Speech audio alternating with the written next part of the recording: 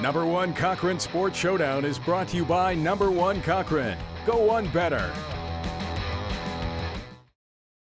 Welcome back. The NCAA tournament, March Madness bracketing begins this week, and PPG Paints Arena is the site of the first two rounds. We get teams like Villanova, Ohio State, and Loyola of Chicago. Means Sister Jean is coming to town.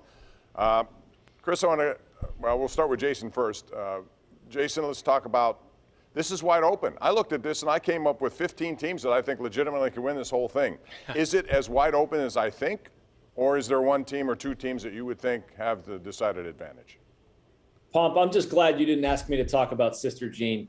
I really am. I saw her coming to Pittsburgh, and I'm tired of seeing it. But I love the Pittsburgh draw, the teams they got, and I agree with you that it's wide open. Or maybe you're asking me, and I'm going to answer it that way. But to me, I've seen this a lot in college basketball. There's a lot of solid teams out there. I mean, geez, look at Ohio State. That, like, you know, I'm not sure I'm going to be penciling them in to win the national championship, and they haven't been on the greatest roll lately. But would you write them off? No, I wouldn't. And to me, there's a lot of parity in this sport right now. I see it as very wide open with a lot of teams. In Arizona, UCLA, any team like that could win it, and it wouldn't surprise me at all. Yeah, I think Sister Jean might take away from the basketball program they have at Loyola. Steve Watson is an athletic director that no one's ever heard of that has done an unbelievable job there. He hired Mark Schmidt at St. Bonaventure.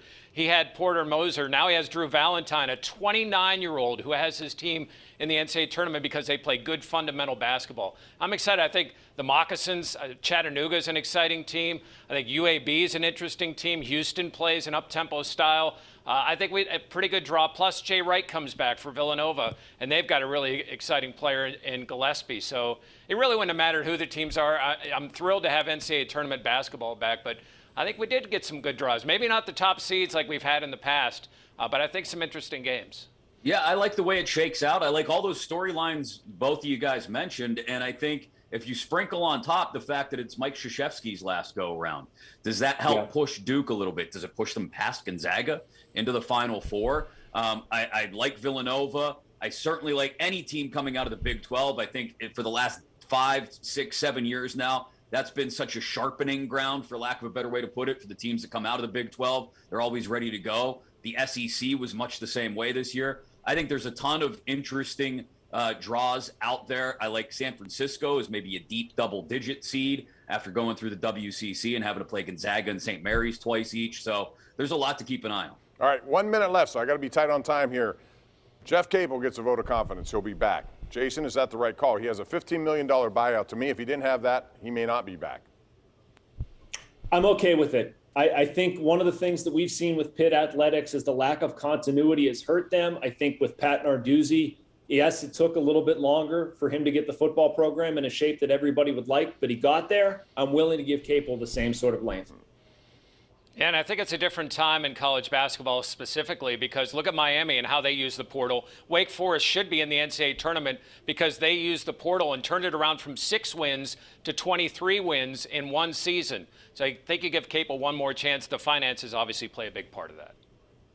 Yeah, I give him one more year, and it's the make or break year because the buyout, as you mentioned, Pomp, drops from 15 down to 5 a year from now. And that's something that's a little bit more manageable if he can't get this team above 500 in the ACC. Yeah, interesting stuff to watch. Basketball comes to Pittsburgh. It's been a bad season for local college basketball, but you have a chance to watch some great games on Friday and Sunday.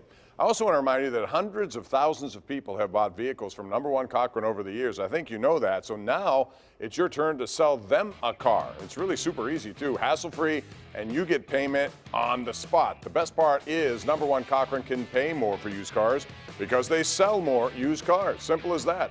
Sell yours entirely online now at Cochran.com or stop by any store. Remember, Number One Cochran buys cars.